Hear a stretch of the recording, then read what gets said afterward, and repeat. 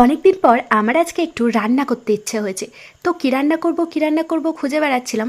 কিছুই রান্না করার খুঁজে পাচ্ছিলাম না, বাড়িতে তো কিছুই ছিল না। দেন একটু ইচ্ছে হলো ছোলার ডাল বানাই। তো ছোলার ডাল তো একঘেয়েমি সবসময় খেয়ে থাকি, আজকে একটু অন্য স্টাইলে ছোলার ডাল বানালাম। তারপরেই দেখো এখানে তেলের ওপর গোটা গরম মশলা দিয়ে দিয়েছি, তেজপাতা, শুকনো লঙ্কা আর অল্প একটু হিং দিয়ে দিয়েছি। হিংটা একদমই অপশনাল, তোমরা দিতেও পারো, চাইলে নাও দিতে পারো। পরেই আমি এখানে কিছু গুঁড়ো মশলা দিয়ে একটা সুন্দর করে পেস্ট বানিয়ে নিয়েছি। সেখানে ছিল আদা বাটা, লঙ্কার গুঁড়ো, ধনে গুঁড়ো, জিরে গুঁড়ো আর অল্প তেল আর লবণ। ব্যাস সুন্দর করে একটা পেস্ট বানিয়ে আমি সাইডে পেস্টটা রেখে দিলাম। দেন এই পেস্টটা একটুখানি মশলাটা থিতু হয়ে যাক, তারপরেই আমি এখানে তেলের ওপর যে ভাজা গরম মশলাগুলো দিয়েছিলাম সেটা হালকা করে তেলে কয়েক সেকেন্ড ভেজে নেওয়ার পর যেই পেস্টটা আমি রেডি করে রেখেছিলাম সেই পেস্টটা তেলের ওপর দিয়ে দিলাম। তারপর মশলা ধোয়া বাটির জলটা আবার ভালো করে ফেলে দিলাম।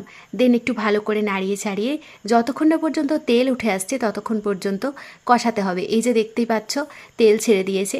দেন আমাদের কষানো কমপ্লিট হয়ে গেছে। যখনই দেখবে এইভাবে তেল ছেড়ে দেবে তখনই জানবে কষানোটা অলমোস্ট কমপ্লিট হয়ে গেছে। দেন আমি এখানে 2-3টে মতো কাঁচা লঙ্কা দিয়ে দিলাম, আর এদিকে ছোলার ডাল আর আলু আর কাঁচা লঙ্কা আমি কুকারে সেদ্ধ করে নিয়েছিলাম, খুব সুন্দর সেদ্ধ হয়ে গেছে। তারপর আমি এখানে মশলার সাথে সমস্ত ছোলার ডাল আলুগুলো মিক্স করে দিলাম। আর ছোলার ডাল তো একটু মিষ্টি মিষ্টি হয়, আমি যেহেতু মশলায় কোনো মিষ্টি ব্যবহার করি তাই ডালটা ফুটে উঠলে আমি 1 চামচ মতো চিনিও ফেলে দেবো এখানে। দেন ডালটা ফুটে উঠেছে, আমি অল্প চিনি আর লবণটা একটু টেস্ট করে নিয়েছি, একটু লবণ লাগতো তাই একটু লবণ আর পরিমাণ মতো চিনি দিয়ে দিয়েছি। দেন ফুটে উঠেছে, আর আলুগুলো হালকা করে হাতার সাহায্যে ম্যাশ করে নেব, আর লঙ্কাগুলোকেও ম্যাশ করে নেব সুন্দর করে, যাতে ঝালটা সব জায়গায় মিশে যায়। আর অপূর্ব সুন্দর খেতে হয়েছিল, দেখতেই পাচ্ছ ডালটা, ডালের থিকনেসটা দেখো, এত সুন্দর খেতে হয়েছিল।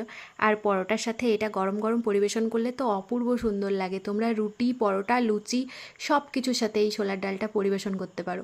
দেখো আমি গ্যাসের ওভেন বন্ধ করে দিয়েছি, এবার নামিয়ে আমি গরম গরম সার্ভ করছি।